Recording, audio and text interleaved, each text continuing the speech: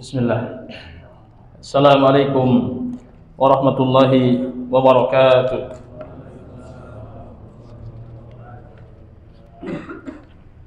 Alhamdulillah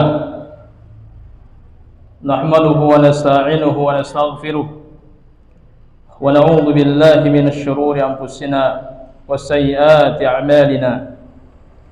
May yahdihillahu fala mudilla lahu wa may yudlil فلا هادي له وأشهد أن لا إله إلا الله وحده لا شريك له وأشهد أن محمدا عبده ورسوله لا نبي بعده يا أيها الذين آمنوا اتقوا الله حق تقاته ولا تموتن إلا وأنتم مسلمون يا أيها الناس اتقوا ربكم الذي خلقكم من نفس واحدة وخلق منها زوجها وبث منهما رجالا كثيرا ونساء واتقوا الله الذي تساءلون به والأرحام إن الله كان عليكم رقيبا يا أيها الذين آمنوا اتقوا الله وقولوا قولا سديدا يصلح لكم أعمالكم ويغفر لكم ذنوبكم ومن يطع الله ورسوله فقد فاز فوزا عظيما أما بعد فإن أصدق الحديث كتاب الله وخير الهدي هدي محمد صلى الله عليه وسلم وشر الأمور محدثاتها وكل محدثة بدعة wa kullu bid'atin dhalalah wa kullu dhalalatin finnar. Ikhwati fillah, azanallahu wa iyyakum, hadirin wal hadirat, Bapak-bapak, ibu-ibu, para pemuda, para pemudi jamaah Masjid Jami' Al-Jihad yang dimuliakan dan dirahmati oleh Allah Subhanahu wa taala. Kumaha Bapak Ibu daramang? Alhamdulillah. Baik, alhamdulillah pada kesempatan yang mulia ini masih dalam nikmat hidayah yang Allah Subhanahu wa taala limpahkan kepada kita semua yang wajib kita syukuri. Kali ini masih dalam pembahasan Asmaul Husna Ar-Razzaq yang berarti Allah Subhanahu wa taala Maha Pemberi rezeki. Nah, Asmaul Husna Ar-Razzaq Allah sebutkan dalam Al-Quran berapa kali? 3 atau 4? Ar-Razzaq 5 atau 4? Ar-Razzaq. Kalau Ar-Razziq Allah gandingkan dengan kata khair razziqin, itu 5 kali. Kalau Ar-Razzaq 4 atau 5? 4 atau 5? Bukan 4, bukan 5, 1 kali. Jadi Allah Subhanahu wa taala sebutkan nama Ar-Razzaq itu hanya 1 kali, yaitu tepatnya dalam surat Az-Zariyat ayat 56 sampai 58. Yang bunyinya, "Wa ma khalaqul jinna wal insa illa liya'budun. Ma uridu minhum min rizqin wa ma uridu an yut'imun. Innallaha huwar razzaqu dzul quwwatil matin." Kata Allah Subhanahu wa taala, "Wa ma khalaqul jinna wal insa illa liya'budun." Tidaklah aku ciptakan jin dan manusia melainkan supaya mereka beribadah kepadaku. Ingat, ini tujuan hidup kita, hanya untuk mengabdi kepada Allah dengan cara beribadah. Ma uridu minhum min rizqin. Kata Allah Subhanahu wa taala, aku tidak menginginkan, menghendaki sedikit pun rezeki dari mereka. Wa ma uridu an yut'imun, dan aku pun tidak ingin, tidak menghendaki agar mereka memberi aku makan. Innallaha, sesungguhnya Allah, huwar razzaq, dialah Ar-Razzaq yang Maha Pemberi rezeki. Dzul quwwatil matin, yang memiliki kekuatan yang sangat kokoh sekali. Nah, jadi dalam ayat yang mulia ini Allah Subhanahu wa taala berbicara tentang 2 hal. Ya, yang pertama apa? Tentang ibadah, yang kedua tentang rezeki. Ingat, jangan sampai kita keliru dalam memahami dua hal ini. Allah berbicara tentang ibadah, Allah pun berbicara tentang rezeki. Nah, tujuan kita adalah untuk apa? Untuk ibadah kepada Allah. Karena tujuan kita untuk ibadah, berarti kita pun harus menyembuhkan diri dalam ibadah itu. Jadikan waktu-waktu hidup kita sepenuhnya untuk beribadah kepada Allah Subhanahu wa taala. Karena Allah pernah berfirman dalam ayat yang lain, "Qul inna salati wa nusuki wa mahyaya wa mati lillahi alamin." Qul, katakan wahai Muhammad, inna salati, sesungguhnya salatku, wa nusuki, sembelihanku, wa mahyaya, hidupku, wa mati, matiku lillahi alamin, semuanya untuk Allah Subhanahu wa taala. Nah, jadi sibukkanlah tujuan hidup kita ini yang namanya ibadah. Adapun tentang rezeki, masalah rezeki, soal rezeki, jadikan sebagai pekerjaan saja. Ya, jangan sampai membalik. Jangan sampai membalik. Untuk akhirat, untuk ibadah, kita jadikan sebagai pekerjaan, sedangkan untuk dunia mencari rezeki sebagai kesibukan. Ini keliru sekali, pola pikir yang keliru sekali. Maka kita butuh ngaji, butuh memahami ilmu agama. Agar apa? Agar kita menginginkan apa yang Allah, agar kita melakukan apa yang Allah inginkan. Apa yang Allah inginkan? Allah inginkan dari kita agar ibadah disibukkan, sementara untuk dunia hanya menyempatkan diri saja. Ya, itu harus kita bedakan antara ibadah dan mencari rezeki. Jadi ibadah disibukkan, mencari rezeki jadikan sebagai pekerjaan. Tapi saya tekankan sekali lagi, apa arti kesibukan? Biar kita betul paham. Apa arti kesibukan? Sesuatu yang mengambil waktu terbanyak. Kalau pekerjaan, sesuatu yang mengambil sebagian waktu yang terkecil kita. Itu kesibukan dan pekerjaan. Ya, maka gunakanlah waktu terbanyak kita untuk ibadah, sementara waktu terkecil kita untuk mencari rezeki. Jangan sampai membalik ya, jangan sampai membalik. Nah, makanya Allah Subhanahu wa taala ketika berbicara tentang ibadah, ya, lihat dalam surat kemarin sudah dijelaskan, surat apa? Al-Jumu'ah ayat ke-9. Apa kata Allah Subhanahu wa taala? Ya ayyuhalladzina amanu idza nudiya lis-salati fi yaumil jumu'ah fas'au ila dzikrillah wa dharul bai' dzalikum khairul lakum in kuntum ta'lamun. Kata Allah Subhanahu wa taala, ya ayyuhalladzina amanu, wahai orang-orang yang beriman. Ini panggilan Allah Subhanahu wa taala kepada orang mukmin, orang beriman. Idza nudiya lis-salati min yaumil jumu'ah, apabila diseru, dipanggil untuk menunaikan salat Jumat, apa kata Allah? Fas'au, bersegeralah, larilah, ila dzikrillah, kepada mengingat Allah Subhanahu wa taala. Ya, jadi untuk ibadah fas'au kata Allah, bersegeralah, larilah. Wa dzarul bai', dan tinggalkanlah jual beli, bisnis. Nyari uang tinggalkan dulu. Ya, kita menempatkan pada tempatnya, hikmah saya. Kapan kita mencari uang, kapan kita ibadah. Makanya di antara pemahaman Ahlussunnah wal Jamaah, ya, cara metode berislam memiliki 3 kriteria khusus. Yang pertama apa? A'lam, yang kedua ahkam, yang ketiga aslam. Yang pertama a'lam. Apa itu a'lam? Lebih ilmiah. Lebih ilmiah. Ya, berdasarkan ilmu. Ya, berdasarkan ilmu dari Al-Quran dan Sunnah dengan pemahaman as-salafus salih. A'lam, lebih ilmiah. Ya, lebih menggunakan dalil daripada logika akal. Karena agama ini seluruhnya adalah Dalil.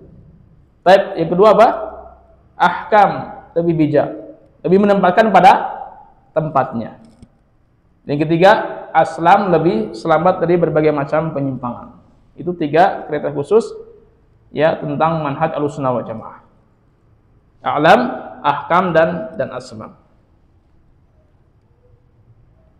Ya, kata Allah, wa darul bai', tinggalkanlah jual beli.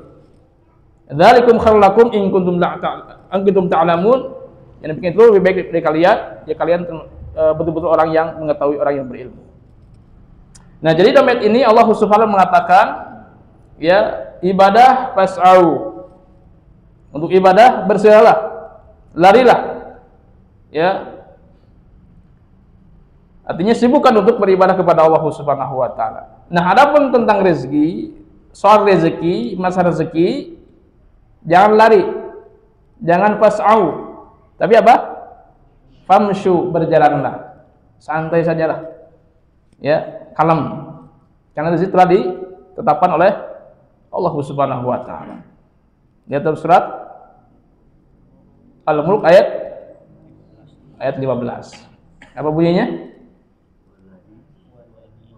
Walladzi ja'alakumul arda dalulan famshu fi manakibiha wa kulu min rizqihi. Walladzi ja'alakumul arda dalulan. Dialah Allah Subhanahu wa taala yang telah menjadikan bumi ini sebagai zalulan, sebagai kemudahan untuk kalian. Famshu fi manakibiha, kata Allah. Berjalanlah ya dari segala penjurunya. Ya, wa kulu min rizqihi, dan makanlah sebagian rezekinya. Jadi soal rezeki, masalah rezeki kata Allah famshu. Berjalanlah. Berjalanlah. Ya, jadi jangan sampai tertukar. Ya, untuk ibadah famshu, untuk rezeki fas'au, jangan. Ya, tapi untuk ibadah kata Allah Subhanahu wa taala apa tadi? Fas'au, sedangkan untuk rezeki adalah famshu. Ya, itu yang harus kita perhatikan. Ini menunjukkan bahwa yang mesti kita lakukan waktu banyak kita adalah untuk beribadah kepada Allah Subhanahu wa taala, sibukkan untuk ibadah, sedangkan untuk rezeki cukuplah hanya sekedar pekerjaan. Untuk rezeki hanya sebatas menyempatkan diri saja. Ya, ini adalah jelas sekali yang Allah Subhanahu wa taala jelaskan dalam Al-Qur'an Karim, dan ini yang Allah inginkan kepada kita. Ingat, tujuan kita bukan untuk mencari rezeki, tapi untuk ibadah dan ibadah. Baik, jemaah sekalian, dimuliakan oleh Allah Subhanahu wa taala. Berikutnya di dalam surat Ar-Rum ayat 40. Ya, surat Ar-Rum ayat 40. Allah Subhanahu wa taala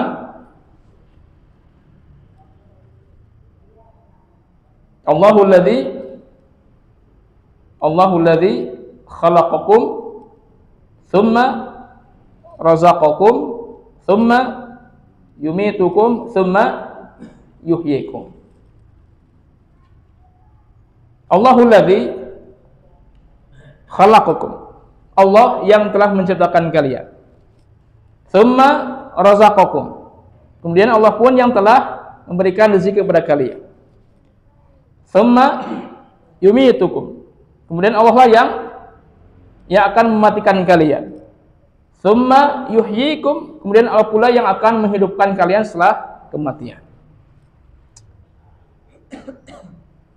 Nah, lihat jemaah sekalian, di sini ada 4 kata kerja, 4 fiil. Ini harus kita paham, apalagi kita belajar bahasa Arab. Ya, belajar bahasa Arab. Maka ini penting sekali belajar bahasa Arab supaya kita bisa memahami Al-Qur'an Karim. Di sini ada 4 fiil, 4 kata kerja. Ya, 2 fiil madhi, 2 fiil mudhari. Apa fiil madhi? Kata kerja bentuk lampau, telah artinya. Ya, sedangkan fi'il mudhari artinya akan datang. Nah, lihat di sini 2 fi'il madhi. Yang pertama, khalaqakum dan razaqakum. Khalaqakum artinya Allah telah menciptakan kalian. Telah fil madhi kan? Kata kerja bentuk lampau. Yang kedua, razaqakum. Allah telah menetapkan rezeki untuk kalian. Ini fil madhi. Ya. Jadi Allah Jalla wa ala telah menciptakan kita, sekaligus Allah berikan ketetapan rezeki bagi kita. Yang jadi pertanyaan, apakah kita ragu dengan penciptaan kita? Ragu enggak? Enggak kan? Mestinya kita pun tidak ragu dengan rezeki. Jadi kalau kita yakin Allah Jalla wa ala yang telah menciptakan kita, berarti kita pun yakin dengan rezeki yang Allah tetapkan kepada kita. Ya, khalaqakum razaqakum. Allah menggunakan fi'il madhi, kata kerja bentuk lampau, telah ditetapkan penciptaan kita dan rezeki kita. Adapun ketika berbicara tentang kematian, Allah menggunakan fi'il mudhari, kata kerja yang akan datang. Tsumma yumitukum. Kemudian aku akan, kata Allah. Tsumma yumitukum, kemudian Allah SWT akan mematikan kalian. Tsumma yuhyikum, kemudian Allah pun akan menghidupkan kalian setelah kematian tadi. Ya. Jadi kalau berbicara tentang penciptaan rezeki, Allah menggunakan fi'il madhi, kata kerja bentuk lampau. Adapun ketika berbicara tentang kematian, Allah menggunakan fi'il mudhari, waktu yang akan datang. Ya, waktu yang akan datang. Jadi Allah Subhanahu wa taala yang telah menciptakan kita, Allah pun yang telah menentukan, menetapkan rezeki bagi kita. Tapi Allah Jalla wa ala tidak menggunakan fi'il mudhari ketika menetapkan rezeki. Misalnya yarzuqukum. Allah yang akan menetapkan rezeki kalian. Akan menetapkan. Ya, sekiranya Allah Jalla wa ala akan menetapkan rezeki bagi kita menggunakan fi'il mudhari, rezeki kalian akan ditetapkan nanti awal tahun 2004 misalnya. Bagaimana manusia? Bagaimana manusia kalau gitu? Gelisah. Ya, dia gelisah. Dia akan mempersiapkan. Bahkan bisa ambisi dari serakah. Ya, biasanya untuk setahun ke depan atau setelah akan datang akan menyiapkan apa? Mempersiapkan untuk menentukan RAB. Apa RAB? Rencana anggaran belanja. Itu kalau akan ditentukan, akan ditetapkan. Tapi alhamdulillah Allah Subhanahu wa taala tidak menggunakan fi'il mudhari, tapi fi'il madhi. Razaqakum. Allah Jalla telah menentukan, menetapkan rezeki bagi kalian. Jadi nggak perlu gelisah lagi tentang rezeki. Nggak perlu khawatir lagi. Ya, tidak perlu sedih. Karena rezeki telah ditetapkan oleh Allah Subhanahu wa taala. Rezeki telah ditentukan oleh Allah Subhanahu wa taala. Ya. Ya, sekiranya rezeki akan ditentukan, maka kita akan gelisah. Boleh kita gelisah. Boleh. Tapi Allah Jalla wa ala menggunakan fi'il madhi, kata kerja bentuk lampau, artinya telah ditentukan, telah ditetapkan. Ya, telah ditetapkan. Nah, jadi jemaah sekalian sekali lagi, ya, apakah kita ragu dengan penciptaan kita? Tidak ragu. Berarti kita pun tidak ragu dengan rezeki kita. Orang yang ragu tentang rezeki berarti ragu kepada yang maha pemberi rezeki. Ini harus kita pahami. Ya, enggak ragu tentang rezeki. Karena Allah Subhanahu wa taala Ar-Razzaq yang telah memberikan rezeki kepada kita. Ya, sekiranya rezeki itu akan ditentukan, maka kita pun akan gelisah dan gelisah. Mungkin kita akan terjun dalam perbuatan serakah, ya, atau ambisi tadi. Ya, alhamdulillah Allah Subhanahu wa taala telah menentukan rezeki bagi kita, jadi kita enggak perlu khawatir lagi. Enggak perlu takut. Ya, enggak perlu takut kembali. Nah, jemaah sekalian, ya, jadi tadi Allah Subhanahu wa taala dalam ayat tadi dua fi'il madhi dan dua fi'il mudhari. Dua fi'il madhi khalaqakum tsumma razaqakum, dua fi'il mudhari tsumma yumitukum tsumma yuhyikum. Ya. Masih ragu? Bisa gue gak? Dengan ayat Allah Subhanahu wa taala ini yakin insyaallah. Harus ya yakin. Ya, makanya di antara bentuk bahwa kita betul-betul yakin bahwa kita bertuhan kepada Allah, Allah lah yang menciptakan kita. Tapi sikap kita kadang-kadang atau seringkali menunjukkan ketidakyakinan. Di antara kita betul-betul yakin dengan Allah Subhanahu wa taala itu dengan rezeki. Jadi rezeki itu tidak akan membuat kita semakin cepat untuk didapat, juga tidak akan membuat kita semakin banyak dengan keserakahan kita, dengan ambisi kita. Ya, betapapun orang ambisi dengan rezeki, ingat dua hal tadi. Yang pertama tidak akan semakin cepat untuk mendapatkannya. Karena saya serakah, karena saya ambisi, saya akan mendapatkan rezeki yang pertama kali. Saya akan cepat mendapatkan rezeki. Apa begitu? Tidak. Yang kedua, tidak akan semakin banyak didapat. Karena saya ambisi, saya serakah, berarti saya akan mendapatkan jatah banyak. Apa begitu? Enggak. Ya, serakah pun kita tentang rezeki, seambisi apapun kita tentang rezeki, tidak akan melebihi jatah pemberian yang Allah takdirkan. Yang ada hanyalah letih, capek, lelah, gelisah dan gelisah, gelisah dan gelisah. Ya, jadi ingat dua hal tadi. Rezeki tidak akan semakin kita cepat mendapatkannya. Yang kedua, rezeki tidak akan kita semakin banyak mendapatkannya dengan keserakan kita. Nah, sebaliknya, ya, rezeki tidak akan membuat kita terlambat, apalagi digagalkan oleh orang yang zalim, orang yang hasad dengki iri. Ya, sebaliknya, ya, rezeki tidak akan membuat kita terlambat, apalagi digagalkan.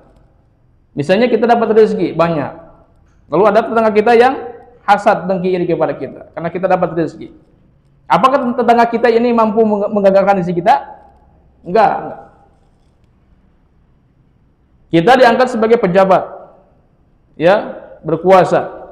Sekiranya se-Indonesia semuanya hasad, semuanya dengki kepada kita, apakah mereka mampu menggagalkan rezeki kita? Enggak. Ya. Jadi inilah, alhamdulillah, rezeki kita itu sepenuhnya di tangan Ar-Razzaq Dzul Quwwatil Matin. Yang Maha Pemberi rezeki yaitu Allah Subhanahu wa taala, Dzul Quwwah, yang memiliki kekuatan, Al-Matin juga yang sangat kokoh, kuat dan kokoh itu. Yakin kita ya, rezeki kita ini di tangan yang maha kuat dan kokoh. Nah, kenapa Allah Subhanahu wa taala menyebutkan rezeki, lalu Allah pun menggantikan dengan al-quwwah, kekuatannya? Kenapa? Allah sebutkan rezeki, Allah pun sebutkan kekuatannya. Kenapa? Ada bisa menjawab? Sambil dulu, sambil dulu. Kenapa Allah Subhanahu wa taala sebutkan rezeki digandengkan dengan kekuatannya? Kenapa? Bismillah.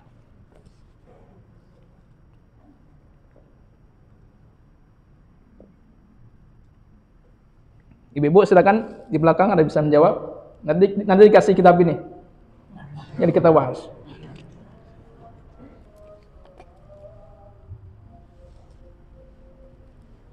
Ada yang menjawab? Atau di sini bisa? Saya kasih. Nah, cuman kajian atasan. Beres banyak. Insyaallah masih banyak insyaallah. Ya, kita kitab insyaallah. Kenapa Allah Subhanahu wa taala sebutkan rezeki, juga sebutkan kekuatannya? Allah sebutkan rezeki digandengkan dengan kekuatannya. Jawabannya, karena Allah ingin meyakinkan kepada kita bahwa rezeki kalian, wahai manusia, sepenuhnya ada di tangan yang Maha Kuat dan Kokoh Allah Subhanahu wa taala. Allah ingin meyakinkan kepada kita supaya kita nggak ragu lagi tentang rezeki. Ya, karena rezeki kita ini di tangan yang Maha Kuat dan Kokoh, maka tidak ada satupun kekuatan yang bisa mengambilnya dari yang Maha Kuat dan Kokoh. Apalagi sampai yang menggagalkannya, nggak ada. Ya, nggak ada sama sekali. Nah, sekiranya rezeki kita itu di tangan yang tidak kuat dan kokoh, sekiranya rezeki kita itu di tangan manusia, di tangan seorang, pasti ada kekuatan yang bisa mengambilnya. Ada kekuatan yang bisa menggagalkannya. Boleh kita gelisah kalau gitu. Boleh kita gelisah. Tapi rezeki kita itu kata Allah Subhanahu wa taala sepenuhnya ada di tangan yang Maha Kuat dan Maha Kokoh, Allah Subhanahu wa taala. Ya, sehingga kita tidak boleh gelisah lagi. Yang membuat kita gelisah, kenapa kita gelisah? Karena kita gak yakin tadi, ragu dengan rezeki kita, makanya gelisah. Makanya jamaah sekalian, ya, kita ngaji ini harus sampai kepada tingkat ilmu yang paling tinggi, apa? Yakin. Karena tingkatan itu ada tiga, ya. Tingkatan ilmu ada tiga. Yang pertama al-istima', mendengar. Atau mendengar kan? Anda menyampaikan materi atau mendengar. Oh ya. Ini tahap yang pertama, level yang pertama, yang paling rendah apa? Istima', mendengar. Level yang kedua apa? Al-fahmu, faham. Disampaikan, mendengar, paham. Ya, berarti Allah menghendaki kebaikan. Ya, guru atau ustadz pengajar hanya menyampaikan ilmu saja. Yang membuat seorang paham itu siapa? Allah Subhanahu wa taala. Kita mendengar, kita paham. Ya, paham. Lalu yang ketiga apa? Al-yakin. Kita mendengar, kita paham, baru kita yakin. Itu ilmu yang kita miliki, al-yakin. Sampai kepada derajat al-yakin. Enggak ragu sama sekali, enggak ragu. Nah, kebanyakan orang sampai level kedua, ya, mendengar lalu dia paham, hanya sekedar paham saja, tapi belum sampai kepada yakin. Contohnya seperti tentang rezeki, seakan-akan ragu, ya, dengan rezeki yang Allah Subhanahu wa taala tentukan tadi. Nah, siapa yang ragu tentang rezeki, ini berarti dia ragu kepada yang Maha Pemberi rezeki. Jadi kalau kita betul-betul yakin bahwa Allah Subhanahu wa taala yang menciptakan kita, kita pun yakin Allah yang memberikan rezeki kepada kita, berarti kita tidak boleh ragu dengan masalah rezeki. Ya, razaqakum, Allah telah menetapkan rezeki bagi kalian, kata Allah Subhanahu wa taala. Jadi nggak perlu dikhawatirkan lagi, nggak perlu digelisahkan lagi. Ya, makanya jangan sampai kalian, Allah Subhanahu wa taala menjadikan tujuan hidup kita untuk ibadah. Asal fokus saja ketika ibadah Allah Subhanahu wa taala, fokus saja ibadah, Allah akan jamin rezekinya kita. Ya, fokus ibadah, Allah akan jamin rezekinya. Udah aja gitu. Ya, wa may yattaqillaha yaj'alul makhraja wa yarzuqhu min haitsu la yahtasib. Dan saya bertakwa kepada Allah Subhanahu wa taala, Allah akan memberikan makhraja, jalan keluar dari berbagai macam kesulitan, permasalahan dunia. Wa yarzuqhu min haitsu la yahtasib, Allah pun akan memberikan rezeki dari arah mana saja yang tidak kehendaki. Yang tidak disangka-sangka. Itu janji Allah Subhanahu wa taala. Makanya pintu rezeki ada dua. Pintu rezeki ada dua. Yang pertama pintu rezeki yang sifatnya logis. Pintu rezeki yang sifatnya logis. Seperti apa? Ingin uang, kerja. Ingin banyak harta, bisnis. Jualan, bisnisnya sebagainya. Ya, ini apa? Pintu rezeki yang sifatnya logis. Ya kan, kalau ingin dapat uang kita berusaha, kerja, bisnis, jualan dan sebagainya. Tapi ada satu pintu yang lebih luar biasa lagi. Ya, pintu rezeki yang bersifat syariat. Ini Allah SWT yang berikannya. Wa min haitsu la yahtasib, Allah akan berikan pintu rezeki dari arah mana saja yang tidak disangka-sangka. Inilah pintu yang bersifat syar'i. Nah, maka kata Allah SWT, cukup bertakwalah kepada Allah. Ya, kita cukup memfokuskan ibadah kepada Allah Subhanahu wa taala, Allah akan jamin rezeki baik yang logis tadi pintunya maupun yang tidak logis, itu berupa syar'i. Ya, makanya dalam hadis qudsi sampai Allah Subhanahu wa taala berfirman, apa itu ya? Tafarraq li ibadati amla suraka gidan wa usuda faqra. Kata Allah Subhanahu wa taala, ya ibna Adam, wahai anak Adam, tafarraq li ibadati. Fokuskanlah, sibukkanlah waktumu untuk ibadah kepadaku.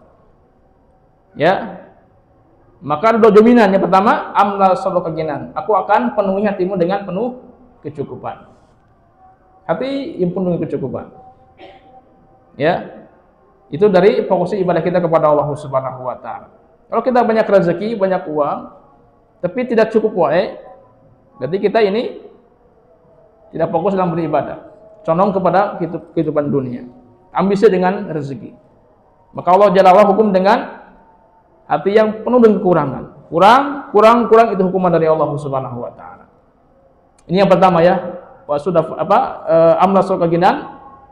Aku akan penuhi hati dengan penuh kecukupan. Yang kedua, wa sudah faqra, aku pun akan menutupi pintu-pintu kefakiran. Ya, segala macam bentuk kefakiran, bukan uang saja. Ya, kefakiran itu kan bisa seorang sakitnya menahun tidak sembuh-sembuh, ini kefakiran. Atau anaknya bertingkah, kefakiran. Atau banyak denda A, B, C sampai Z, kefakiran. Semuanya akan itu oleh Allah Subhanahu wa taala, tapi dengan syarat kita harus konsentrasi menyibukkan dalam ibadah kepada Allah Subhanahu wa taala. Ini dua janji Allah Jalla wa ala yang pasti Allah berikan kepada orang yang menyibukkan diri dalam ibadah kepadanya. Baik, insyaallah kita akan lanjut setelah salat Isya. Wassalamualaikum warahmatullahi wabarakatuh. Nah, jadi kita tidak boleh ragu dengan rezeki. Ya, karena Allah Subhanahu wa taala telah menetapkan rezeki bagi kita. Enggak ada yang perlu kita gelisahkan tentang rezeki. Kenapa? Ya, kita gelisah dengan rezeki? Jawabannya karena kita ragu kepada yang Maha Pemberi rezeki. Itulah yang membuat kita gelisah, bahkan ambisi, bahkan serakah dengan rezeki karena kita kurang yakin dengan rezeki itu. Itu yang membuat kita gelisah. Ya. Nah, jadi orang yang betul-betul ragu dengan rezeki berarti dia telah ragu kepada Sang Pemberi rezeki. Maka betapa buruknya orang yang ragu kepada yang Maha Pemberi rezeki.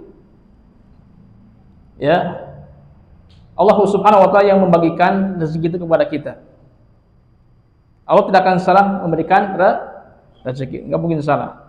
Maka lihat dalam surat Az-Zukhruf ayat 32.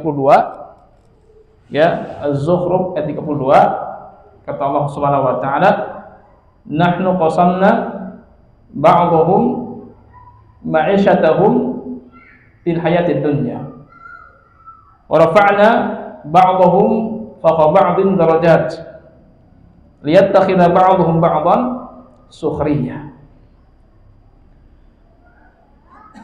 Di dalam surah Az-Zukhruf ayat 32 kata Allah Subhanahu wa taala, "Nahnu qasamna ba'dhum." Kamilah yang telah membagi-bagi di antara kalian, di antara mereka, ba'dhum. Apa yang Allah bagikan? Ma'isyatahum. Ma'isyah, penghidupan, rezeki. Jadi Allah Subhanahu wa taala yang telah membagikan ma'isyah, penghidupan, rezeki. Fil hayatid dunya, di dalam kehidupan dunia ini. Allah memberikan rezeki sesuai dengan keinginannya, sesuai dengan kehendaknya.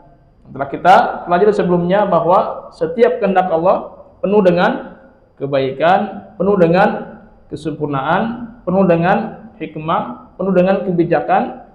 Tidak akan mungkin Allah zalim. Ya, kehendak Allah penuh dengan keadilan. Wa rafa'na ba'dahum fawqa ba'din darajat. Dan kami angkat, lebihkan, ya, sebagian yang satu di atas sebagian yang lainnya. Darajat beberapa derajat. Artinya Allah Subhanahu wa taala lebihkan orang tertentu dalam masalah rezeki. Ada orang yang kaya, ada orang miskin. Ada pejabat, ada rakyat. Ada dokter, ada pasien. Itu Allah atur semuanya. Ya, Allah atur semuanya. Kenapa Allah Subhanahu wa taala membagikan seperti itu? Allah angkat, Allah lebihkan sebagian yang satu kepada sebagian yang lainnya. Liyattakhidha ba'dhuhum ba'dhan sukhriyan. Agar mereka saling membutuhkan satu sama lain. Jadi hadirin sekalian, Allah Subhanahu wa taala telah membagikan rezeki kepada kita. Qasamna tadi. Kata Allah Subhanahu wa taala. Dan Allah tidak akan mungkin salah dalam memberikan rezeki tadi. Ya. Misalnya si A rezekinya kekayaan. Uang yang banyak, harta yang melimpah. Tapi Allah tidak berikan rezeki berupa kecerdasan misalnya. Si B Allah berikan rezeki berupa jabatan yang tinggi, berkuasa. Tapi Allah tidak berikan berupa rezeki pemahaman ilmu agama. Si C Allah berikan rezeki berupa banyak anak. Padahal ekonominya sederhana, anaknya banyak sekali. Jadi kita yakin bahwa Allah Jalla wa Ala yang telah disebutkan khairur raziqin. Kenapa? Sebagai rezeki. Karena yang pertama, rezeki Allah itu tidak akan pernah berhenti. Yang kedua, rezeki Allah beraneka ragam, warna-warni rezeki. Allah berikan kepada semua hambanya dengan berbeda-beda. Ada yang kaya, ada yang miskin. Ada yang kaya tapi Allah tidak berikan berupa kecerdasan. Ada yang cerdas, Allah tidak berikan kekayaan. Itu sesuai dengan keadaan Allah Subhanahu wa taala. Ya, itu sesuai dengan keadaan Allah Subhanahu wa taala. Itulah qasamna dalam ayat tadi. Nah, timbul pertanyaan, ada gak manusia yang dibahagiakan dengan segala rezeki? Ada gak manusia yang dibahagiakan oleh Allah dengan segala macam rezeki? Ada gak? Ada? Si fulan ini ganteng, cantik. Lalu kemudian kaya raya, paham agama, apalagi banyak kemewahannya, berkuasa. Ada gak? Ada gak? Nggak ada. Nggak ada orang yang dihidupkan oleh Allah dibahagiakan dengan segala rezeki, nggak ada. Allah bagi-bagi. Allah bagi-bagi. Apa itunya, hikmahnya tadi, liyattakhidha ba'dhu ba'dha sukhriya, agar saling membutuhkan satu sama lain, mempergunakan satu sama lain. Ya. Jadi nggak ada sama sekali. Nah, maka tadi disebutkan harus paham ya. Jadi misalnya si A ini rezekinya paham ilmu agama. Si B ini rezekinya kekayaan, banyak uang, hartanya melimpah. Si C ini rezekinya kecerdasan. Si D ini rezekinya ya padahal kerjanya serabutan, tapi lihat anak-anaknya penghafal Al-Quran. Bisa jadi. Ya, jadi Allah Subhanahu wa taala yang mengatur itu semuanya. Allah yang mengatur semuanya dengan penuh keadilan. Yang maka tadi disebutkan qasamna, kata Allah Subhanahu wa taala. Ya, ini harus paham ya. Kita harus paham. Nah, kebanyakan kita gelisah dengan apa yang Allah berikan kepada kita. Allah berikan rezeki A kepada kita, malah kita ingin rezeki B. Gitu kan? Allah berikan rezeki C, malah kita ingin D.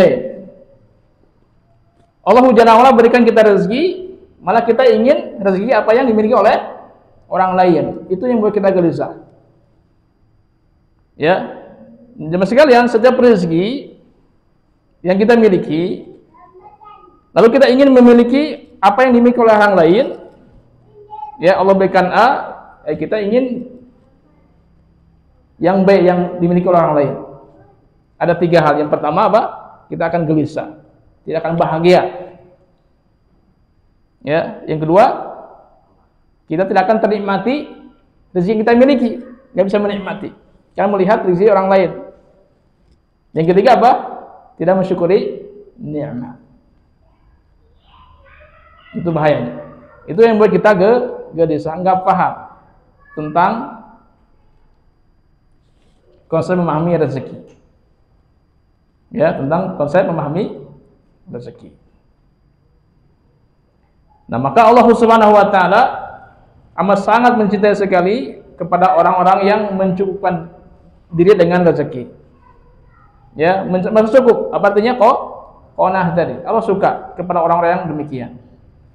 Maka dalam hadis yang sahih riwayat Muslim, kata Nabi sallallahu alaihi wasallam, "Innallaha yuhibbul 'abda at-taqiyya al-ghaniyya al-khafiyya." Riwayat Muslim ya, riwayat Imam Muslim. Innallaha, sesungguhnya Allah, yuhibbul 'abda, amat sangat cinta kepada seorang hamba yang pertama at-taqiyya, yang bertakwa. Allah cinta kepada orang yang bertakwa. Ya, karena takwa itu kan, siapa yang bertakwa berarti dia hatinya merasa cukup. Makanya ada takwa yang dijelaskan oleh Ali bin Thalib radhiyallahu anhu. Masih paham? Masih hafal? Takwa yang dijelaskan oleh Ali bin Thalib radhiyallahu anhu. Yang pertama apa? Al-khaufu anil jalil, takut kepada yang maha mulia. Yang kedua, wal amalu bitanzil, beramal dengan apa yang telah Allah turunkan, beramal dengan dalil. Yang ketiga, wal qanatu bil qalil, merasa qanaah, cukup dari yang sedikit. Itu orang bertakwa. Yang keempat, wal isti'dad yaumil akhir, bersiap-siap berbanyak amal saleh ibadah untuk menghadapi alam akhirat. Itu takwa. Ya, Allah cinta kepada orang bertakwa sampai-sampai Allah memberikan rezeki yang tidak disangka-sangka. Ya, wa may yattaqillaha yaj'al makhraja wa yarzuqhu min haitsu la yahtasib. Ya, siapa yang bertakwa, Allah akan berikan makhraja, jalan keluar dari segala macam bentuk kesulitan hidupnya, permasalahan hidupnya, Allah pun akan memberikan rezeki yang tidak sangka-sangka. Jadi dua pintu rezeki ya. Yang pertama apa tadi? Dua pintu rezeki. Ada pintu rezeki yang sifatnya logis. Nah, orang bertakwa bukan hanya itu saja, tapi Allah berikan pintu rezeki yang bersifat syar'i. Itu yang luar biasa. Rezeki yang tidak sangka-sangka datangnya. Itu orang bertakwa. Ya, jadi Allah Jalla wa Ala yang pertama amat sangat cinta kepada hamba yang bertakwa. Yang kedua, al-ghaniyah. Allah cinta kepada hamba yang al-ghaniyah, memiliki kekayaan hati. Hatinya apa? Kaya. Apa maksudnya? Merasa cukup. Ya. Wa may yastaghni yughnihillah. Wa may yastaghni, barang siapa yang berusaha untuk mencukupkan diri, yughnihillahu, maka Allah Jalla wa Ala akan memberikan kecukupan. Dan itu adalah kekayaan yang hakiki, yang sebenarnya. Ya, dalam sebuah hadis sahih, kata Nabi sallam, laisa al-ghina an kasratil arad, walakin al-ghina ghinan nafs. Laisa al-ghina an kasratil arad. Ya, kekayaan yang hakiki itu, yang sebenarnya itu bukan berupa banyaknya harta. Walakin al-ghina ghinan nafs, akan tapi kekayaan yang hakiki yang sebenarnya adalah kekayaan dalam hati. Hati yang merasa cukup. Itulah ya kekayaan yang sebenarnya.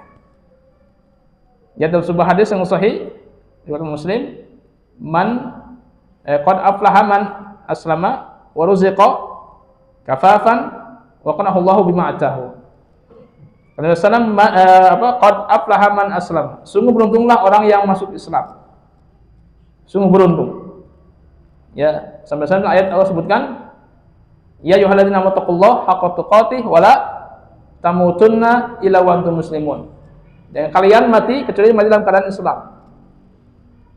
Karena Islam ini keberuntungan, kebahagiaan dunia akhirat. Sampai-sampai Imam Ahmad bin Hanbal rahimahullah mengatakan bahwa berbahagialah orang yang mati di atas Islam dan sunnah. Sunnah, ada sunnahnya. Karena orang yang mati di atas Islam dan sunnah, mati di atas apa? Segala kebaikan. Pertahankanlah nikmat sunnah kita. Jangan sampai kita sudah merasa sunnah, kita mengabaikan kajian. Ya, jangan. Justru ilmu itu akan membuat kita mengokohkan. Ya, seorang menjalankan kebaikan hanya sebatas rutinitas saja, tidak akan kokoh tanpa ilmu. Ya, tanpa apa? Tanpa ilmu. Itu al-ghaniyah. Ya, yang kedua apa tadi? Sungguh beruntunglah orang yang masuk Islam. Yang kedua, waruziqa kafafan. Sungguh beruntunglah orang yang diberikan rezeki dengan penuh kecukupan. Yang ketiga, wa qanahu Allahu bima atahu. Allah memberikan kecukupan dalam hatinya. Apa yang Allah berikan kepadanya. Ini yang kedua ya, al-ghaniyah. Allah Subhanahu wa taala cinta kepada hamba yang al-ghaniyah. Yang kaya hatinya, artinya merasa kecukupan. Merasa cukup, merasa puas dengan apa yang Allah berikan. Yang ketiga, al-khafiyah. Apa khafiyah? Orang yang tidak menonjolkan diri. Khafiyah, samar. Ya, tidak suka popularitas, viralitas, ketenaran, tidak suka dia. Ya, tidak menonjolkan diri dalam segala hal. Dan biasanya kalau orang memiliki ilmu, itulah ilmu yang bermanfaat. Artinya ilmu yang membuahkan pelakunya tawadhu, itu ilmu yang bermanfaat. Maka semakin mendalam ilmunya, maka semakin tenggelam. Semakin mendalam ilmu, semakin tenggelam. Artinya tidak terkenal. Ya, al-khafiyah, tersembunyi. Ya, ini lawan daripada riya, sum'ah, apalagi ujub. Dia beramal beribadah selalu sembunyikan. Artinya ikhlas. Jadi siapa yang aib kita ingin ditutup oleh Allah Subhanahu wa taala, berarti lakukan 3 hal. Kita banyak aib kan? Kejelekan, keburukan, kejahatan, apalagi kesalahan kita. Itu aib kita. Kita inginkan semua aib ini ditutup oleh Allah Subhanahu wa taala, dirahasiakan nanti di akhirat. Ya, apa yang mesti kita lakukan? Lakukan 3 hal. Yang pertama, sembunyikan amalan.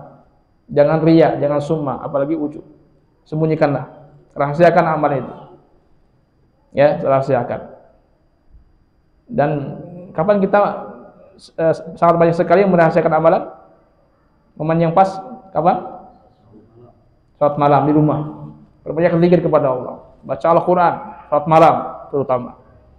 Apalagi saum sunnah. Masalah wajib kan, Ramadan pasti pada tahu. Saum sunnah, perbanyaklah. Ya, sampai sebagian as-salafus saleh ketika ya mereka menjalankan namanya apa? Salat rawatib yang berapa itu? 2 rakaat. Maka mereka menjalankannya di rumah. Ya, enggak di masjid enggak. Kenapa?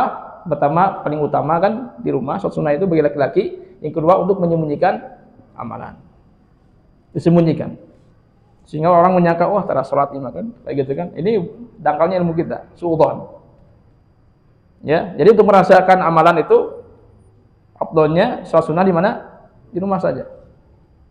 Ini pertama, termasuk ketika menjalankan saum sunnah. Ada tamu misalnya, datang ke rumah kita. Ya, maka kita sebaiknya apa? Batalkan saja. Biar apa? Biar dia gak tahu kan bahwa kita sedang saum. Batalkan aja kok. Itu untuk merahasiakan apa? Amalan tadi. Allah tidak akan menyia-nyiakan amal kita. Meskipun kita batalkan saumnya, tapi ini di balik itu ada yang ingin dia rahasiakan tentang amalnya. Karena Allah Subhanahu wa taala tadi. Ya, jadi kalau ada tamu misalnya ke rumah, betul aja apa? Biar dia gak tahu bahwa kita sedang berpuasa. Coba kalau kita menahan, saya lagi saum nih. Mungkin dia tahu kan? Oh, si fulan masuk saum. Apa-apaan aja gitu ya. Rahasiakan, korbankan satu hari enggak apa? Korbankan karena Allah Subhanahu wa taala, karena tujuannya untuk menyembunyikan amalan tadi, merahasiakan tadi. Ya, merahasiakan. Allah tidak akan menyia-nyiakan usaha kita. Enggak akan mungkin sia-siakan. Ada hisabnya di hadapan Allah Jalla wa ala, karena Allah Al-Hasib yang Maha memperhitungkan. Jadi kalau kita ngaji di sini, ya, enggak ada istilah terlambat. Ya, sebetulnya ngaji itu dulu ya, ketika usia 14 tahun, 15 tahun, kemana? ke pesantren. Karena ada satu hal, bukan satu hal, banyak hal. Alhamdulillah sekarang terbuka untuk belajar ilmu agama. Alhamdulillah kita syukuri. Ini hidayah dari Allah Subhanahu wa taala. Tapi masalahnya kesungguhan kita harus dilipat gandakan. Kalau dulu semenjak remaja gitu kan, 14 tahun, fresh gitu kan, hafalan kita mudah menghafal Al-Quran. Ya, satu surat mudah, hanya beberapa menit saja. Tapi kalau sekarang berjam-jam, berhari-hari, terlambat kan? Itu bukan masalah. Jangan dipermasalahkan. Ya, kesulitan kita di dalam memahami ilmu, mempelajari ilmu, itu ada hitungannya di hadapan Allah Subhanahu wa taala. Ada hisabnya nanti. Ya. Kita belajar Al-Qur'an kan? Kita dapat 2 pahala. Ya kan? Ketika kita bacanya terbata-bata, yang pertama pahala baca Al-Qur'an, yang kedua pahala perjuangan ini bisa. Ya, jadi tidak ada sia-sia bagi Allah Subhanahu wa taala. Gitu kan? Jadi ini harus kita pahami ya. Jadi enggak ada istilah kata terlambat. Saya mana tuh Ustaz? Saya mana? Lupa lagi. Gimana? Merahasiakan. Ya. Jadi pertama supaya aib kita dijaga oleh Allah Subhanahu wa taala, tidak disebarluaskan. Yang pertama apa tadi? Rahasiakan amal ibadah kita. Rahasiakan. Sirahkan. Dan juga termasuk di antara tips supaya kita mengikhlaskan ibadah kita kepada Allah. Ya, dominasikan, perbanyaklah ibadah sir dibandingkan ibadah yang nampak. Ya, itu yang pertama. Yang kedua, bagaimana cara untuk merahasiakan aib kita? Tutupi aib orang lain. Orang lain kan ada aib, kita tutupi. Jangan sebarluaskan, jangan sebaliknya. Siapa yang menutupi aib orang lain, maka Allah akan tutupi aibnya nanti di akhirat. Itu al-jazamin jinsil amal, balasan sesuai dengan jenis amalan. Ya, tapi kadang kita kan dengan syahwat kita pingin ya resep ngomong ke batur teh. Aib batur disebarluaskan. Ya, gibah teh. Biasanya begitu kan. Makanya kita ini ngaji kan harus beda dengan yang lain. Harus beda pandangan dalam segala hal. Itu tips yang kedua ya, agar aib kita ditutup oleh Allah Subhanahu wa taala, yaitu kita pun harus menutupi aib orang lain. Kita menjaga kehormatan orang lain agar kita dijaga kehormatan kita oleh Allah Subhanahu wa taala. Yang ketiga apa? Ada doa. Doa agar aib kita ditutup oleh Allah Jalla wa ala. Apa doanya? Jamil. Allahumma astur aurati wa amin rawati. Mudah, pendek. Allahumma astur. Ya Allah, tutupilah auratku, aibku. Wa amin, dan tenangkanlah rawati. Tenanglah aku dari rasa takutku. Dari ketakutanku. Itu doa ya. Perbanyaklah menjawab itu baik pagi maupun petang. Ya, itu doa untuk apa? Minta kepada Allah Subhanahu wa taala supaya aib kita ditutup oleh Allah Subhanahu wa taala. Ya, Allahumma astur rawati wa amin Allahumma astur aurati wa amin rawati. Itu di antara 3 tips supaya kita bisa dirahasiakan oleh Allah Subhanahu wa taala aib kita nanti di akhirat. Yang pertama apa tadi? Ya, menyembunyikan amalan. Ya, jangan sampai orang tahu, diusahakan. Ya, yang kedua, tutupi aib orang lain. Yang ketiga, perbanyaklah doa yang tersebutkan. Allahumma astur aurati wa amin rawati.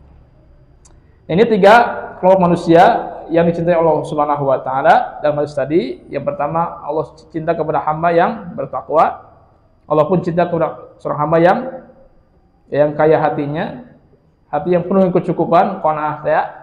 Yang ketiga, Allah pun cinta kepada seorang hamba yang khafi, yang selalu menyembunyikan amalan, ya, tidak ingin menonjolkan dirinya dalam segala hal, terutama dalam masalah ibadah. Nah, jadi jemaah sekalian, yang Allah Subhanahu wa taala, jadi kan masih ragu dengan rezeki kita, Mudah-mudahan enggak. Kita kan ngaji kan, harus kita betul-betul ya yakin dengan rezeki kita kepada Allah Subhanahu wa taala, bahwa rezeki kita di tangan yang maha kuat dan yang maha kokoh. Tidak akan mungkin ada kekuatan yang bisa mengambilnya, apalagi menggagalkannya dari tangan yang maha kuat dan kokoh. Nah, sekiranya rezeki kita ini di tangan yang tidak kuat dan kokoh, maka boleh kita gelisah. Tapi alhamdulillah Allah Jalla wa Ala memberikan keyakinan kepada kita bahwa rezeki kita sepenuhnya ada di tangan yang maha kuat dan maha kokoh, yaitu Ar-Razzaq, Allah Subhanahu wa taala yang memberikan rezeki. Nah, berikutnya ada beberapa hal yang merupakan buah manis mengimani Ar-Razzaq. Jadi ada beberapa buah yang kita bisa ambil dari nama Allah Ar-Razzaq, yang berarti Allah Subhanahu wa taala yang maha memberi rezeki. Nah, ini banyak sekali, ada beberapa hal di antara buah-buah yang kita ambil dari nama Ar-Razzaq. Ya. Insyaallah kita akan bahas di pertemuan yang akan datang dari 8. Ya. Silakan, ada pertanyaan?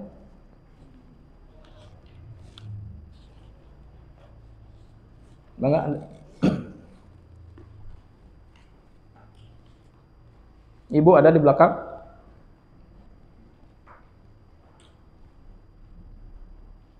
Jadi masalah rezeki ini harus kita pahami, karena kita tidak lepas dari yang namanya rezeki, harus paham. Apalagi yang orang-orang yang kerja, yang jualan, yang dagang begitu kan. Betul paham. Dan Pafi, setelah kita lanjut di pertemuan akan datang. Semoga kita mendapatkan semua. Subhanallah bihamdik, asyhadu an la ilaha illa anta, astaghfiruka wa atubu ilaik, wa da'wana alhamdulillah, amin. Wassalamualaikum warahmatullahi wabarakatuh.